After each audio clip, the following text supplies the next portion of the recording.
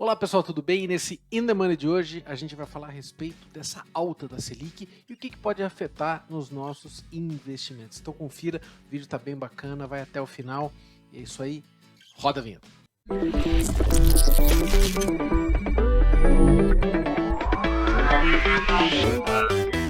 Muito bom, pessoal, a gente vai falar então a respeito dos investimentos, onde que a gente pode colocar nosso dinheiro, quais os pontos de cuidado em ações, quais são os setores que se beneficiam dessa alta aí da Selic. Mas antes da gente começar, pessoal, muito importante a gente entender para onde vai a Selic, qual que é a probabilidade de chegar a 6%, 5% no final do ano, tá? Mas muito fundamentado, esse é o ponto que eu quero trazer para vocês aqui. Tá? Então vamos lá, sem mais delongas, eu vou compartilhar uma tela aqui, que é uma planilha que eu trouxe, baixei no site do Banco Central, uma série histórica, como vocês podem reparar aqui, ó, desde 1980 até 2021, até a data atual, tudo bem? Mostrando qual é o IPCA de cada mês. Né? O IPCA é o índice medido pelo IBGE que o governo usa, né? No caso o Banco Central utiliza para ver a inflação acumulada, tá? No período. Então, qual que é o grande ponto aqui que a gente tem que ficar atento? A gente começou o ano com uma taxa Selic de 2%.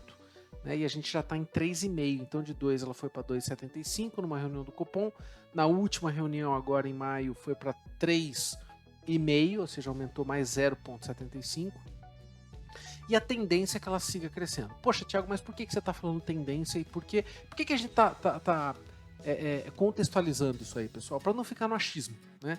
Então, onde que o governo, né, no caso, onde que o Banco Central atua nesse mecanismo aí de controle da inflação? Lembra que quando a inflação está subindo, ele tem que fazer alguma coisa, política monetária. E um dos movimentos que é feito é o aumento da taxa de juros. Para quê? Para segurar essa inflação. Então, como que o Banco Central analisa, pessoal? Ele vai lá e coloca uma meta de inflação. No caso, ele colocou em 3,5%. Esse é o centro da meta. Só que ele coloca uma banda superior e uma banda inferior. Então pode chegar até 5,25, só que também pode chegar no piso ali de 2,25. Então é uma faixa que a inflação pode ficar operando ali dentro. Obviamente que ele quer o centro da meta, mas pode ser que suba um pouquinho, pode ser que caia um pouquinho e tá tudo bem, tá? Bom, o que acontece, pessoal? Quando vocês percebam aqui, ó, como vocês podem perceber aqui, em janeiro a inflação acumulada estava em 4,56%, ou seja, não chegou a estourar o teto da meta. Em fevereiro deste ano, a gente chegou perto do teto da meta.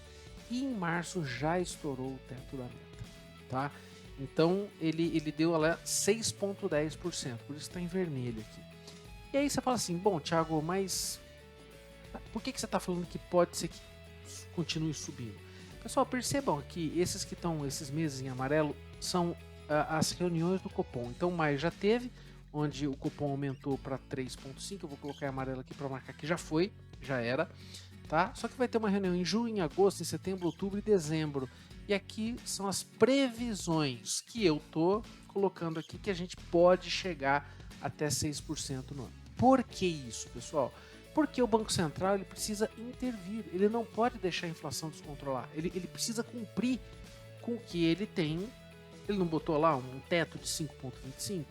Se a gente está vendo aqui, pessoal, que hoje a gente está com uma inflação de 0,6 medida, os próximos meses a gente não tem bola de cristal, mas eu poderia jogar com cenários.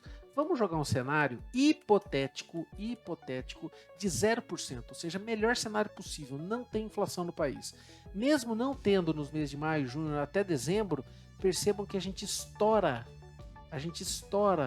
já o teto da meta em junho, em julho, agosto, setembro, até setembro já estourou.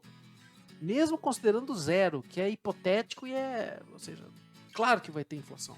Aí você fala, bom, Thiago, então se no melhor cenário a gente já está até setembro estourando o teto da meta, significa que o que pode acontecer? Seguramente, pessoal, no mês de junho, na próxima reunião do cupom, ele deve subir aí para 4,25, tá? Na próxima, em agosto, ele deve bater 4,75 e ele pode ir aumentando isso aí. Bom, isso é um cenário super otimista, 0% de inflação. Agora, vamos falar que essa inflação ela está caindo ao longo do tempo. 0,5, 0,4, 0,3. Vamos ir decrescendo ela, vai? Até chegar em 0,1, tá? Não vamos zerar ela, mas vamos chegar em 0,1, que é bem baixo. Veja que até novembro deste ano, pessoal, a gente está estourando a inflação acumulada. Logo, a probabilidade, isso não quer dizer que vai acontecer, mas a probabilidade, a possibilidade de que a gente chegue numa taxa de juros, numa Selic crescente, é muito grande, tá? E a expectativa é que a gente chegue em 5,5%, 6%, se não mais, tá? Então, visto isso, o que a gente vai fazer? Vamos voltar aqui, ó. Agora a gente vai discutir quais são os cuidados que a gente tem que ter. Então eu vou ver em relação a dois vieses aqui. A renda fixa, a tesouro, investimento em tesouro, e renda variável. Quais são os setores que se beneficiam da alta da taxa de juros? Tudo bem? Vamos falar de renda fixa? Vamos lá. Muito bom, pessoal. Renda fixa. Vamos falar de tesouro. Quando a gente compra títulos públicos, né, títulos do governo federal, ele mostra pra gente, basicamente ele tem títulos pré-fixados e pós-fixados. O que é o pré-fixado? Muito rapidamente. Pré-fixado é aquele título onde você já tem uma taxa pré-acordada. Por exemplo, você comprou um título para 2030 onde a taxa foi de 7,5% ao ano. Ponto final, ou seja, até 2030, se você segurar, vamos supor, você colocou 10 mil reais, todo ano, 2022, 2023, até 2030 ele vai rentabilizar o que foi prometido, porque ele está pré-fixado, está pré-acordado. Tudo bem? Pós-fixado, o que é? O título que você está atrelado a algum índice. Por exemplo, o Tesouro Selic é um título pós-fixado. Por quê? Porque ele está preso à Selic. Selic sobe, você vai ganhar essa alta. Selic cai, você cai junto com a Selic. Você não perde dinheiro, mas você fica oscilando em relação a essa taxa de juros. E aí muita gente fala, Thiago, então o que eu faço? Eu vou no pré-fixado, eu vou no pós-fixado, porque eu estou com um pré-fixado de 7% ou de 8%, ele está interessante porque a Selic está em 3,5%. A única coisa que eu falo é o seguinte, pessoal, prestem muita atenção, cuidado com o pré-fixado. Por quê? Porque no pré-fixado, quando você pega a taxa, se a taxa de juros sobe, o título, o valor do título na data, porque todo dia esse título ele é corrigido, o valor é corrigido. Tá? Então, se a taxa de juros sobe, o valor do título cai. Então, pode ser que você colocou 10 mil reais, daqui, sei lá, 2, 3, 4 meses, a Selic subindo, pode ser que você olhe lá, você tenha 8.320, 9.100. Você fala, como assim eu estou perdendo dinheiro se eu vou ter 7% ao ano? Você vai ter 7% ao ano se você esperar para pegar o título lá na frente, lá no vencimento. Então, muita atenção. Se você for colocar dinheiro no pré-fixado, que seja um dinheiro onde você não vai precisar realizar. Se você for precisar desse dinheiro, pessoal, a probabilidade de você perder dinheiro na marcação a mercado, o que eu quero dizer com isso? Você foi lá, olhou na tela, daqui um mês, 2, 3, a probabilidade de você ver menos dinheiro do que você colocou é muito alta. Porque a tendência é da taxa de juros subir. A gente sabe que se a taxa de juros subir, pode ser que seu título pré-fixado caia. Então, se você tiver paciência de esperar até o vencimento, ok. Se você não tiver pressa para pegar esse dinheiro, ok. Se você precisar realizar esse dinheiro antes, por uma emergência, alguma coisa, fiquem atentos porque vocês podem realizar prejuízo nesse processo. Então, o que é sugerido? Vai para o título pós-fixado, atrelado à Selic. Por quê? Porque você vai pegar essa alta. 3,5, 4,25, 4,5, 4,75, 5, 6. Então, agora é uma hora de ficar mais no pós-fixado. Tudo bem? Vamos falar agora de mercado variável, renda variável. Muito bom, pessoal. Em renda variável, eu vou falar de dois setores que se beneficiam bastante com essa alta da taxa de juros. O primeiro é o setor bancário, né? E principalmente os grandes bancos. Não estou falando de fintech, estou falando de bancões.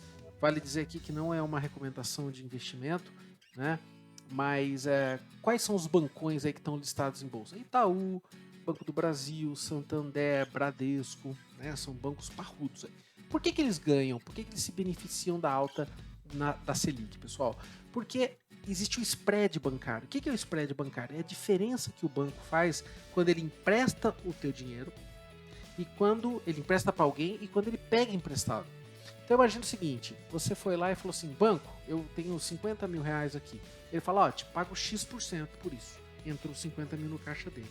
Ele olha pro lado de lá e fala assim, opa, tem alguém precisando. Aí ele vai lá, pega esses 50 mil, empresta para alguém e cobra Y%. Então ele pagou X para você e cobrou Y dessa outra parte aqui para tomar o teu dinheiro emprestado e para emprestar para alguém. Isso é o spread, essa gordura aqui. E pessoal, aumentando a taxa Selic, ele aumenta o spread bancário, logo engorda os seus lucros. Tá ok? Então os bancos eles tendem a surfar essa onda positiva aí do aumento de juros e eles se beneficiam desse movimento. Tudo bem? Outro setor, pessoal, é o setor de seguros, tá? Seguradoras. Por quê? Quando você... Então, vamos dar alguns exemplos de seguradora aqui. Sul América, Porto Seguro, BB Seguridade, são empresas que estão listadas em bolsa, né? O que acontece? Quando você vai lá e compra um seguro, você não está pagando seguro? Esse dinheiro vai para dentro do caixa deles, eles não podem brincar com esse dinheiro. Por quê? Se acontecer um sinistro, vamos supor, um seguro de carro, roubou teu carro, você vai acionar e esses caras precisam pegar o dinheiro e te cobrir. Então, no momento que ele faz isso, ele não pode deixar o dinheiro num investimento perigoso, né, ou muito volátil. Então, as seguradoras elas vão muito para renda fixa atrelada à Selic. Então, se a Selic está subindo, eles estão surfando essa onda também do quê? De engordar o caixa. E, pessoal, lembre-se que uma seguradora, você não tem sinistro todo dia. Teu carro não é roubado assim, né?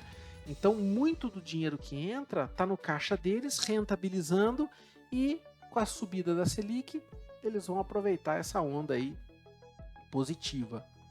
Tá bom? Então, dois setores interessantes. É o setor bancário, se aproveitando do spread bancário, e o setor de seguradoras, né, que surfam essa onda aí, já que eles colocam o dinheiro atrelado para rentabilizar atrelado a Selic, eles estão aproveitando essa alta da taxa Selic, como a gente viu a tendência a seguir aumentando. Bom, pessoal, agora eu queria falar a respeito de fundos imobiliários, né? Muita gente fala, puxa, será que o fundo imobiliário cai? Eu já vi que quando a Selic sobe, o fundo imobiliário cai. O que está acontecendo? Deixa eu compartilhar com vocês aqui, pessoal. Dá uma olhadinha.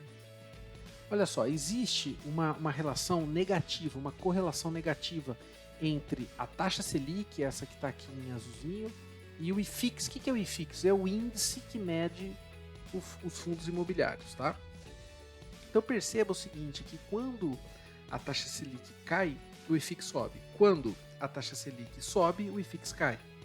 Né? Então eles andam nessa relação negativa.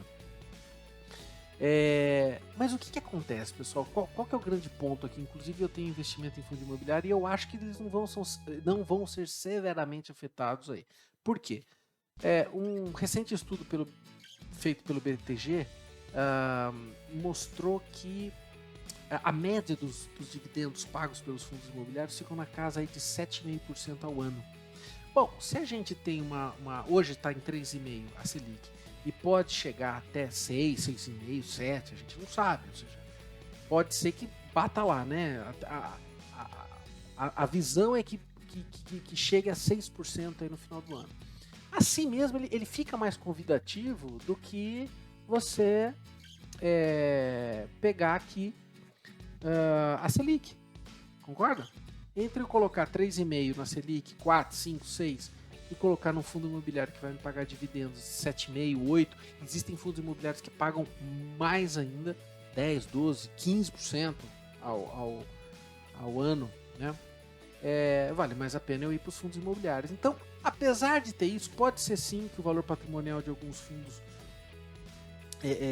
que o preço, né, negociado em bolsa caia, mas eu ainda continuo achando que os fundos imobiliários é um caminho interessante, apesar dessa correlação negativa, tá? Então, eu diria que continua valendo a pena ainda, no meu ponto de vista, tá? Bom, pessoal, é isso aí, espero que vocês tenham gostado. Aqui a gente conseguiu fundamentar, né, para onde que vai a Selic, fundamentada em números, né, na inflação de fato, acumulada.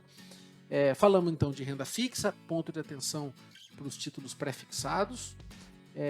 Ações, né, o setor bancário, o setor de seguradoras aí se beneficiam bastante, e fundos imobiliários eu acho ainda continua sendo um bom investimento comparado aos dividendos que eles distribuem, tá ok? Bom, pessoal, então, se você gostou, curte aqui, isso é muito importante para que o algoritmo aí do YouTube, do LinkedIn, das redes sociais joguem para mais pessoas que estejam interessadas neste conteúdo e também compartilha com as pessoas que se interessem nesse assunto aqui, tá bom?